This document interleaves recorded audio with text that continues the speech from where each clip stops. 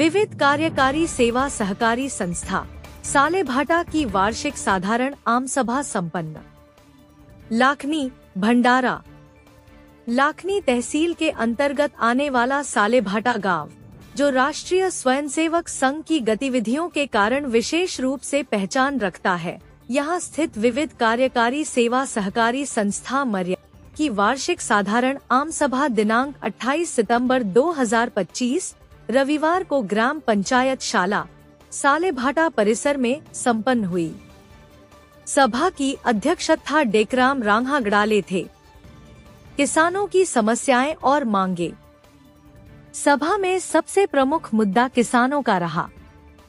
सालेभाटा गांव तालुक्यातील बड़े गांवों में शामिल होने के बावजूद यहां कई समस्याएं पाई गई। इसके अतिरिक्त जमा राशि और शेयरों पर रिटर्न ठेव वापस किया जाए, इस पर सभी सदस्यों ने सहमति व्यक्त की। सहकारी संस्था सचिव ने जानकारी देते हुए बोले,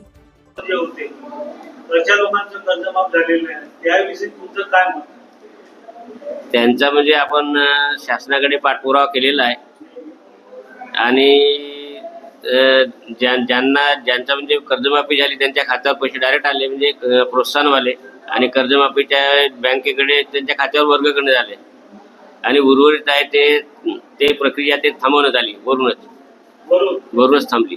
आता ते लोक पुन्हा जाणार आहेत, ते पैसे भरून ते कर्जमाफीमध्ये आले नाही, यासाठी तुमच्याकडे काय म्हणजे पाठपुरावा काय पत्रव्यवहार केले का तुम्ही? पत्रव्यवहार करण्यात आला ना। काय तुमच्याकडे पुरावे आहेत? काय काय म्हणणार तुमच्या वरच्या अधिकाऱ्यांना? त्यांनी काय सांगितलं का समोर होईल बा, येईल असं सांगितलं होतं। किती दिवसांनी करा ते आता मागच्या वर्षीपर्यंत चालला, आता या वर्षी तर तो बंद, पोर्टलच बंद आला। कर्जमाफीच्या म्हणजे त्यांचा अंगठा प्रमाणीकरण होते ना, अंगठा प्रमाणीकरण झालेला होता, त्यांचे दोघांचे पैसे आले। तुमच्याकडे जे शेअर्स आहेत किती जमा झाले? या वर्षी 70,000 आणि एकूण शेअर्स आहेत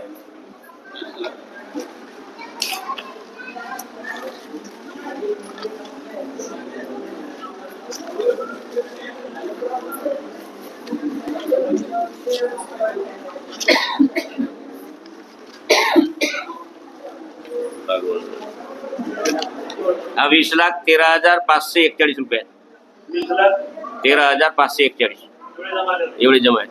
आता एक मुद्दा येत आहे की माझे आजोबा सुखलाल पाटील कटले यांनी 2003 पूर्वी या सोसायटीमध्ये आमचा ठेवचा मुद्दा आहे, तर त्या ठेवच्या मुद्द्याविषयी तुमचं म्हणजे मत काय किंवा काय करता येईल? बँकेमध्ये ज्या शेअर्स आहेत त्या शेअर्सवरच आपली पत आहे, संस्थेची पत आहे, त्याच्यावरच आपल्याला कर्ज वाटप होत असते। नाही, कपात करणे बंद आहे ना, बंद आहे। बरेचशा लोकांचे कपातच नाव। हा, आमच्याकडे 2 गोडाऊन आहेत, सालेभाट्याला आहे आणि राजेगावला आहे, 2 आहेत। सहकारी संस्था अध्यक्ष कहा की और जानकारी देते हुए बोले, काम म्हणजे आपल्या सोसायटीला कर्ज वाटप करणे आणि कर्ज वसूल करणे, ते वाटप मध्ये वाढ झाली। जे 1.25 करोड पर्यंत आपण वाटप केला, आधी एवढे नव्हती, आणि वसूल पण चांगल्या पद्धतीने होते। 1.25 करोड वाटप केला आणि 1,22,15,500 रुपये वसूल झाले, 2-2.5 लाख रुपये थकीत राहिले। मिळते मार्च पासून, एप्रिल मे पासून मिळते, तर मार्च पर्यंत 31 मार्च पर्यंत। हा 31 मार्च पर्यंत जे कास्तकार रेग्युलर भरतात त्यांना पुन्हा केस तयार होते आणि पुन्हा कर्ज मिळते। दिना पाटिल जानकारी बोलते हुए बोले, 7 पासूनचे कर्ज आहेत, 6-7 पासूनचे काही लोकांचे। काय हे 25% जे दिलं सरकारनं, अर्ध्या लोकांना दिलं, अर्ध्या लोकांना सोडणार। माझ्या घरी 4 खाते, 2 खात्याला भेटले, 2 खात्याला नाही भेटले। आता 50% जो आहे त्याचे 2 खाते भेटले, 2 खाते नाही भेटले।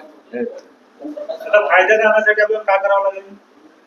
फायदा देण्यासाठी कर्ज वसुली झाली पाहिजे। कर्ज सरकारनं जे शब्द देते ते पाळले पाहिजे। नाही तर भरोसा स्वतःहून भरतील असं कास्तकार लोक. सरकारनं असं हे चॉकलेट नाही द्यायला पाहिजे. सरकारनं चॉकलेट नाही द्यायला पाहिजे. जशी बोलते तसे करा म्हणा. त्याला 25% कोटी गेला, 50% कोटी गेला, हे काही कर्ज सूट झाले त्याचे काय झालं, ते 5-10 वर्षापासून 2005-10 पासून लोकांवर कर्ज आहे. त्याचा का करते सरकार का करते त्याच्या? 2005 पासून थकीत आहेत ना लोक. काही ते वसुली होत नाही आता. कशी बोलते? सरकार म्हणते मी देतो, चॉकलेट देते, लोक भरत नाही. कर्जमाफी जाहीर करते 50% तो 25%. कोट हेमंत रहांगडाले ने कहा कि हम सरकारने 75,000 रुपये कर्ज घेतला होता. 75 के 1.25 लाख रुपये काहीतरी घेतला होता. किती वाढले होते?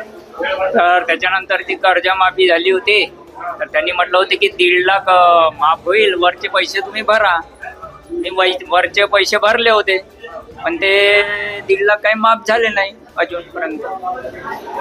तर ते माफ व्हायला पाहिजे. त्यामुळे मी आतापर्यंत कर्ज उचलतच नाही 2-4 वर्षापासून. हो, तर ते आहे ना माझ्यावर, ते माफ होणारे माफ झाले नाही. हा माझा मुद्दा आहे, हे माफ व्हायला पाहिजे.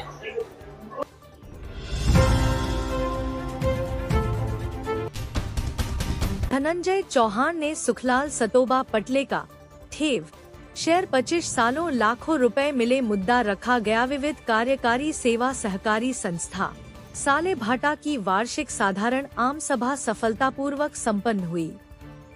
संस्था की आर्थिक स्थिति पर रिपोर्ट स्वीकृत हुई। लेखा परीक्षण प्रतिवेदन मंजूर किया गया। नए सदस्य सम्मिलित हुए तथा आगामी वर्ष हेतु लेखा परीक्षक नियुक्त करने का निर्णय लिया गया। सभा का केंद्र बिंदु किसानों का प्रश्न रहा। धान खरीद केंद्र की स्थापना की मांग ने सभी का ध्यान आकर्षित किया है। अब ग्रामीणों को शासन से सकारात्मक प्रतिसाद की प्रतीक्षा है। Media anchor 24 Bharat Dhananjay Chauhan.